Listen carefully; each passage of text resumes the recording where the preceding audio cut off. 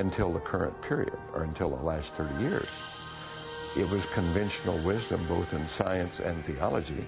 We're alone in the universe, the single repository of life anywhere in the known universe. Well, no one believes that anymore.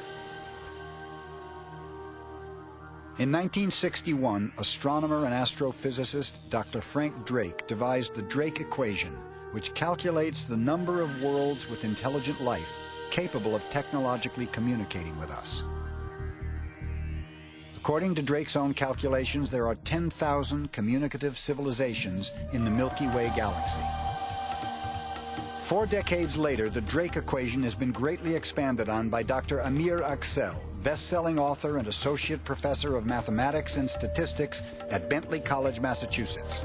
His latest book, Probability 1, deals with why there must be intelligent life in the universe. My calculation of Probability 1 goes far beyond what was explored with Drake's equation. Drake's equation refers only to our galaxy. My calculation goes to the visible universe as a whole, which has billions of galaxies and each containing billions of stars. So if you multiply all these numbers, you get tremendous odds for the existence of life.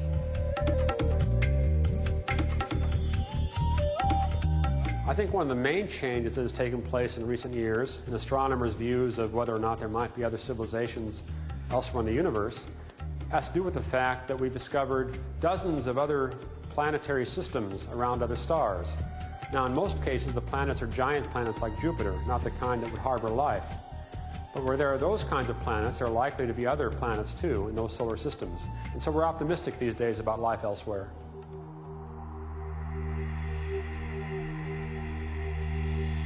What's the nature of the universe we live in? What is our relationship to the larger reality? I looked up, and all of a sudden, there was this, gotta say it, flying saucer. Didn't even make a sound, not even a sound.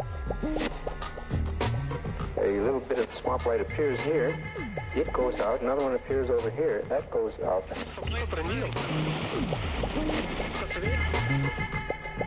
Billy, yarko-billy. And it was just gone.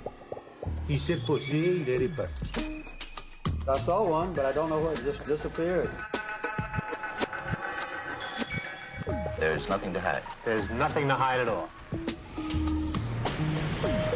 I was a part of a United States Air Force cover-up for 18 years. There's no way within the military or within the government of keeping track of something that is classified. UFO. Even with the experience I had being on the top of the government all the years, I couldn't tell you who to go see. This should be the subject of rigorous scientific investigation and not the subject of rubbishing by tabloid newspapers.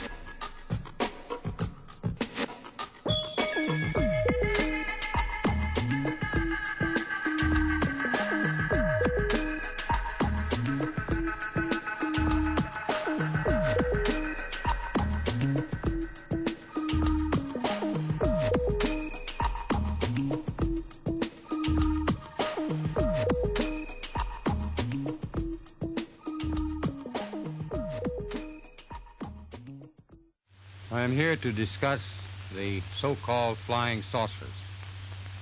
The Air Force interest in this problem has been due to our feeling of an obligation to identify and analyze to the best of our ability anything in the air that may have the possibility of threat or menace to the United States.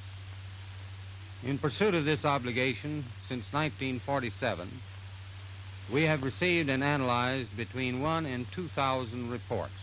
There have been a certain percentage of this volume of reports that have been made by credible observers of relatively incredible things.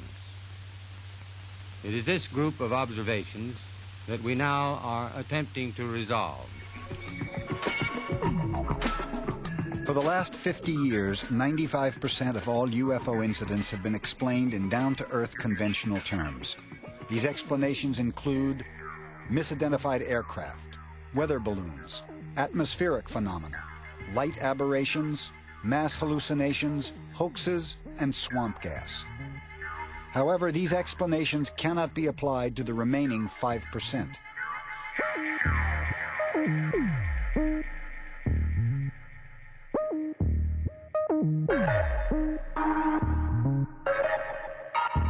The cumulative evidence in these cases leads towards a possible conclusion that some UFOs are not of Earth origin.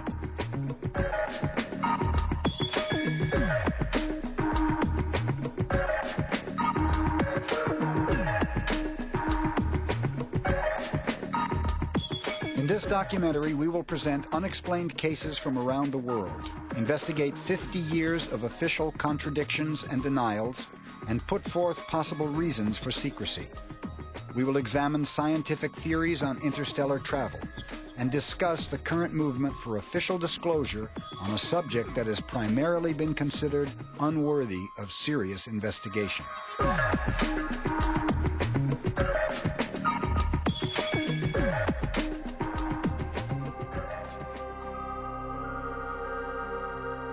The case of the Phoenix Lights began on an evening in March of 1997. Late breaking. You're watching News 15.